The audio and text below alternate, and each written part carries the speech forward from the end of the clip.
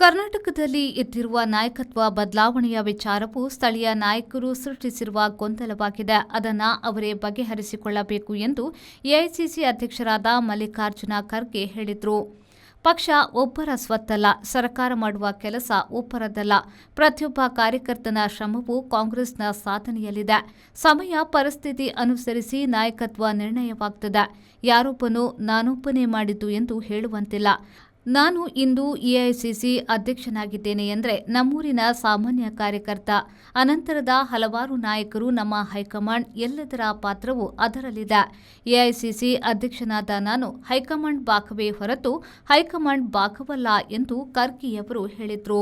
ಕರ್ನಾಟಕದಲ್ಲಿ ಕೆಲವರ ಚಿತಾವಣೆಯಿಂದ ಕೆಲವರು ನಾಯಕತ್ವ ಬದಲಾವಣೆಯ ಕ್ರಾಂತಿಯ ಸುದ್ದಿಯನ್ನ ಹರಿಯಬಿಟ್ಟಿದ್ದಾರೆ.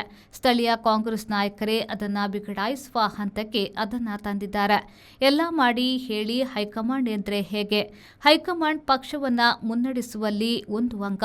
ಅದನ್ನ ಬೇಕಾಬಿಟ್ಟಿ ಬಳಸುವಂತಿಲ್ಲ. ಅದು ಎಲ್ಲಾ ವಿಷಯದಲ್ಲೂ ತಲೆಯಿಡಲಾಗದು. ಕೆಲವು ಸುದ್ದಿಶೂರರ ರಗಳೆ ಹೊರತು ಕರ್ನಾಟಕದಲ್ಲಿ ಹೈಕಮಾಂಡ್ ಕೈ ಇಡಬೇಕಾದ ಯಾವ ವಿಷಯವೂ ಸದ್ಯ ಇಲ್ಲ ಎಂದು ಮಲ್ಲಿಕಾರ್ಜುನ ಖರ್ಗೆಯವರು ಹೇಳಿದರು. ಪಕ್ಷದ ನಾಯಕರು ದಿಲ್ಲಿಗೆ ಬರುತ್ತಾರೆ. ಅದರಲ್ಲಿ ವಿಶೇಷವಾದದ್ದು ಏನೂ ಇಲ್ಲ. ನಾನು ಕಲಬುರಗಿಗೆ ಬರುತ್ತೇನೆ. ಎಲ್ಲ ಭೇಟಿಗೂ ರಾಜಕೀಯ ಕಾರಣತೆ ಆಗಿರುವುದಿಲ್ಲ ಎಂದು ಹೇಳಿದರು.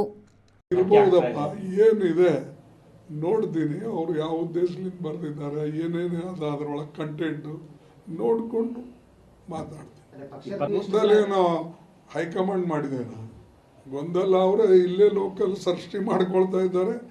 ಅವರೆಲ್ಲ ಮಾಡಬೇಕು. ಎಲ್ಲಕ್ಕ ನೀವು ಹೈಕಮಾಂಡ್ ಅಂತ ಹೇಳಿದ್ರೆ ಹೆಂಗೆ?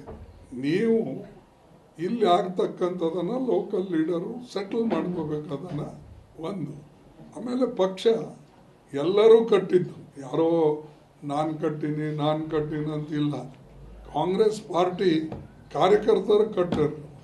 ಕಾಂಗ್ರೆಸ್ ಯಾವಾಗಲೂ ಕೂಡ ಯಾರೇ ಲೀಡರ್ ಬಂದ್ರೂ ಅವರಿಗೆ ಕಾಂಗ್ರೆಸ್ ಕಾರ್ಯಕರ್ತರು ಸಪೋರ್ಟ್ ಮಾಡ್ತಾರೆ.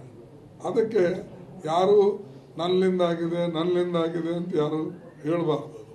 ಮತ್ತು ಕೆಲವು ಕಾರ್ಯಕರ್ತರನ್ನು ಯಾರು ಹೇಳ್ತಾರೆ ಇವ್ರು ಕಟ್ಟಾರೆ ಅವ್ರು ಕಟ್ಟಾರೆ ಅನ್ನೋದು ಅದು ಬಿಟ್ಟು ಬಿಡಬೇಕು.